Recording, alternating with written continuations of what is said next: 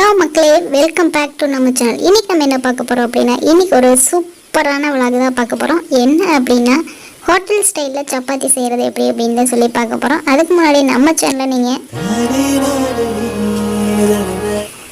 Subscribe பண்ணாமல் இருந்தீங்கன்னா subscribe பண்ணி பக்கத்தில் இருக்கக்கூடிய பெல் பட்டனை கிளிக் பண்ணிக்கங்க. வாங்க வீடியோக்குள்ளே போகலாம். வீடியோ ஸ்கிப் பண்ணாமல் பாருங்கள். இன்றைக்கி என்ன பார்க்க போகிறோம் அப்படின்னு பார்த்தீங்கன்னா, ஹோட்டல் ஸ்டைல் சப்பாத்தி தான் வந்து பார்க்க போகிறோம். அதுக்கு நம்ம ஃபஸ்ட்டு என்ன பண்ணோம் அப்படின்னா, ஃபஸ்ட்டு வந்து நம்ம உருளைக்கிழங்கை வந்து எடுத்துக்கணும். அதுதான் வந்து மெயின் குருமாக்கு. ஸோ அதனால் உருளைக்கிழங்கை வந்து நம்ம எடுத்து அதில் வந்து நம்ம என்ன பண்ணோம் அப்படின்னு பார்த்தீங்கன்னா, கம்மியான ஆளுக்கு செய்கிறதால வந்து நம்ம ஒன்லி 4 உருளைக்கிழங்கு மட்டும் எடுத்துருந்தோம். அதை வந்து தண்ணி வந்து கம்மியாக ஊற்றி ஒரு 6-7 விசில் விட்டு அதை வந்து எடுத்து வடித்து தோல் உரித்து எடுத்துக்கணும். நம்ம வந்து இப்போ தோல்லாம் வந்து உரித்து ஆனியன் வந்து கட் பண்ணியாச்சு. ஒரு சின்ன வெங்காயத்துலேயே வந்து கோழி வெங்காயம்னு சொல்லுவாங்க, அது வந்து கட் பண்ணி எடுத்துக்கிட்டோம். உங்கள் வீட்டு பெரிய வெங்காயம் இருந்தாலும் நிறைய இருந்துச்சுன்னா போட்டுக்கலாம். வெங்காயம் போட்டு நம்ம வந்து அதில் தாளித்து விட்டாச்சு. விட்டதுக்கப்புறம் நம்ம என்னென்ன பண்ணோம் அப்படின்னு பார்த்தீங்கன்னா, மசாலாஸ் வந்து பேஸ்ட் வந்து அரைச்சி வச்சுருந்தோம்.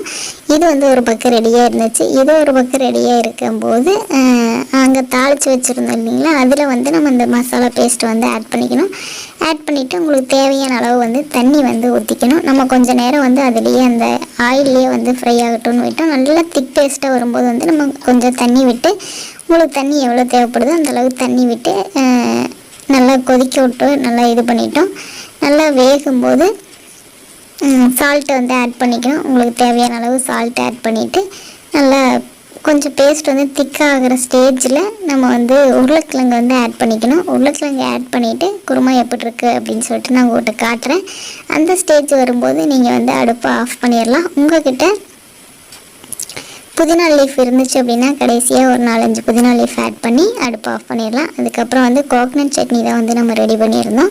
கோகனட் சட்னி ஒரு சைட் ரெடி பண்ணிவிட்டு அடுத்து வந்து நம்ம என்ன செஞ்சோம் அப்படின்னு பார்த்திங்கன்னா, சப்பாத்தி தான். சப்பாத்திக்கு வந்து ஆஸ் யூஷுவலாக வந்து மாவு பிசைஞ்சு வச்சு அதுக்கு வந்து ஆயில் விட்டு நல்லா அதுக்கு ஒரு நல்லா என்ன பண்ணணும் அப்படின்னு பார்த்தீங்கன்னா, ஒரு கவர் ஈர கிளாத்து, அதாவது துணி கிளாத் எடுத்து ஒயிட் கிளாத் அது மாதிரி எடுத்து நல்லா போற்றி வச்சிடணும். மாவு பிசைஞ்சிட்டு போற்றிட்டா நல்லா சாஃப்டாக ஆயிரும் மாவு.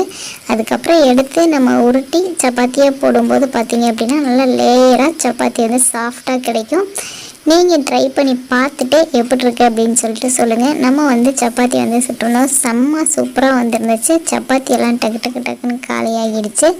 வேறு லெவலில் இருந்துச்சு. நீங்கள் 5 சப்பாத்தி சாப்பிட்றவங்களா இருந்தீங்க அப்படின்னா நீங்கள் இப்படி சுடும்போது பார்த்தீங்கன்னா 7 சப்பாத்தி 8 சப்பாத்தின்னு சப்பாத்தி எக்ஸ்ட்ராவாக போகும்.